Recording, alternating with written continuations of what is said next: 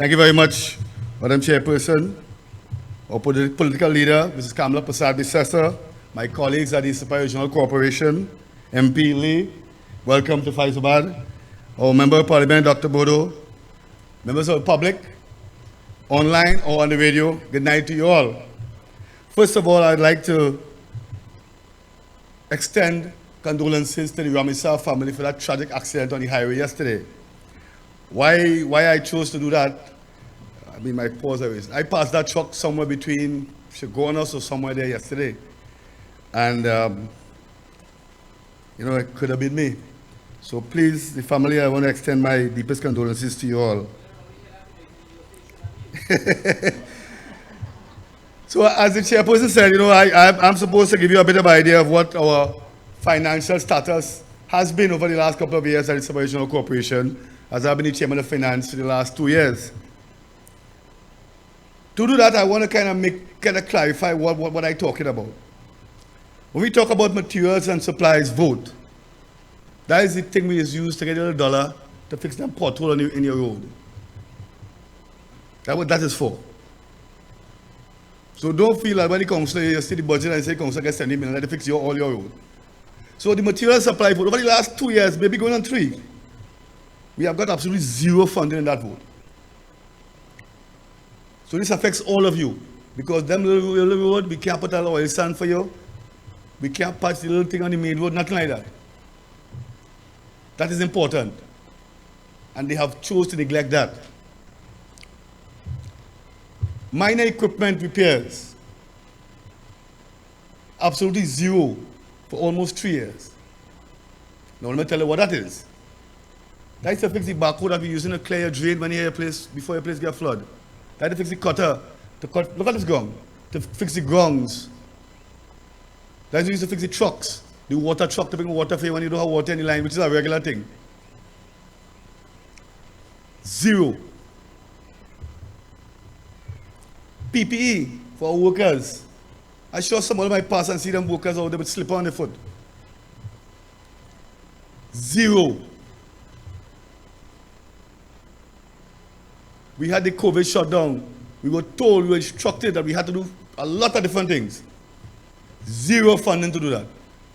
So we had to beg and borrow and find a way to get it done to keep our workers safe and you.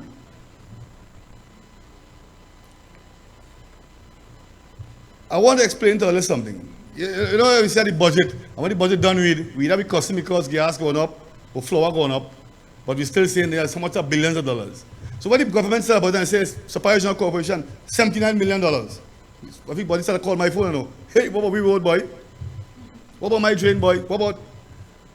But that is a number on a piece of paper, It's like this. Just write on a piece of paper and say, that is what the list supposed to get this year. But when you apply for it, it's a whole different kettle of fish.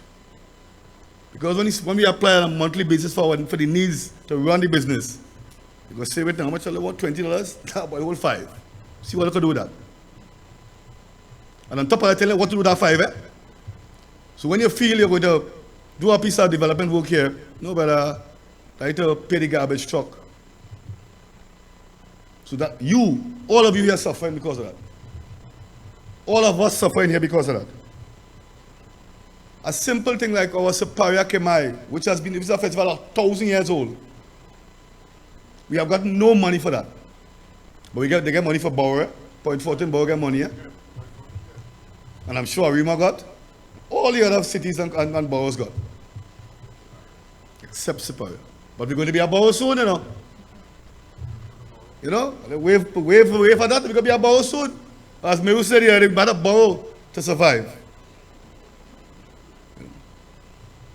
I always like to use, that's why I say finance, so I use numbers a lot. Superior Regional Corporation encompasses 495 kilometers square. That's a huge area. With approximately 80 to 82,000 burgesses. So if we do some math, we use that $79 million, and we divide that by the burgesses, and divide it by 365. How are we looking for each day? We get $2.50 to spend on each earlier for the day. Nice numbers, right? But let me give you the next thing. Port of Spain, is just a fraction of that size. They allocated about $200 million, you know. San Fernando, a little pebble, over $100 million. See what they're telling earlier? That the people in Port of Spain and San Fernando and Arima and so forth deserve better living conditions than you and I. That's what they're telling you, you know. Well, they don't deserve nothing. Port of Spain got 16% of the total allocation that our ministry got. They got 16% of that. San Fernando got 9% of it. Point 14 got 5%. Point 14 is a dot, eh? We surround point 14, you know. Somebody just copy right around point 14 as we. Arima 6%. Diego Martin 7%. We got 5%. So point 14, which is just about, I think, 20 kilometers square, got the same allocation as we did, with a population of about 20,000 persons. So we're going nice. That is what we living with. You know what that come like? You come back and say to play cricket without a bat, or football without the ball. It is virtually impossible. But yet still, councillors from the United National Congress, they try to turn water into wine. You look at the pandemic recently, did you see any PNM councillor getting any hampers? I worked with my colleague Javed Mohammed and Mrs. Ramadan Singh and some members of the Bondesi community. We did over 500 hampers. We begged credit from every parlor, nook and cranny in the entire district to make that happen. Did you see the PNM people doing that? I ain't hear nobody saying yeah. So that means they ain't do it then. You know? To compound our situation is the closure of Petrotrain. Because most of us would know long time Petrotrain was that when living like Crest Camp and you're a big boy. So you have your own garbage truck picking it up, you know, your thing covered, nice and neat. That's fallen us now. And with no additional funding. So we have all those Petrotrain roads all over the constituency. You all know them. There's nice big shot people, we have to pick up the garbage. No additional funding to do that. We have to clean the drain, no additional funding to do that. But we work in miracles. You know why? Because like Supplier, we have a print tree. The young lady spoke about the 10 days just now. And girl, I'm sorry to say, you know, but it's behind no more, you know. Because we have no more money. The money we got was only afford us to do 10 days. But let me ask you a question. When last time, let's see Europe do something productive in this country? Well, you know, every single one of the offices is fully staffed there. I never hear them complain about getting paid yet. Are we looking at that? Are we understanding what this government is doing in this country? I listened to it, was the last TNT speaker, and Smalley. Smalley spoke to the woman, and it was a well emotional presentation. So I'm talking to all earlier here now. How much more you plan to take? When are we going to stand up as a people? I ain't asking about to riot and fight, you know. But there's only so much that you can take. I listened to Sarah and the young lady there. Brilliant, educated young people. And they cannot move forward in life. They're stagnant. Is that what we want for our family? For our children? Because this is what's happening now. Might not affect some of us, you know, because we don't all retail already. But you see the children, they are the ones that are going to feel this. Mr. Bim talked about the educational system. Let me tell you something, and mark my words. This is not going to hit us now. But trust me, in the next 7 or 8 years, when those same children now start to come out of school, we're going to feel that. That's when the pain is going to start. How is it then that for us to get $200 million? I'm glad I get that, you know. I'm happy. All I'm saying is, give me something too. Are you well glad I get 300 million? But give me some more paper again. Yeah, but we're getting pressure here.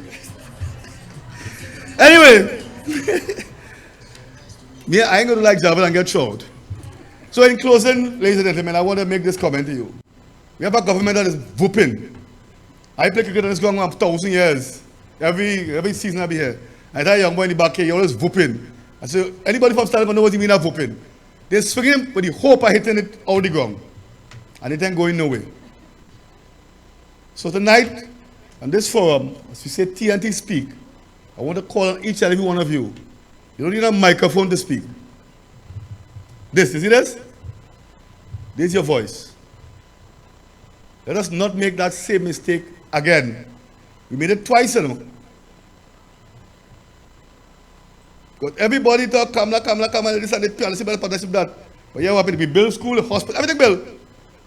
The hospital that couldn't have, that wasn't no good. They opened for the COVID, and I ain't hear they say they spent a cent to open it. But it wasn't good. So, I want to thank you all for your kind attention. I hope that I would have put some knowledge onto you all. I look forward to your support. We have election, local election this year. Let us come out there and show them what we mean. Do like PDP in Tobago. Clean sweep. Thank you, ladies and gentlemen.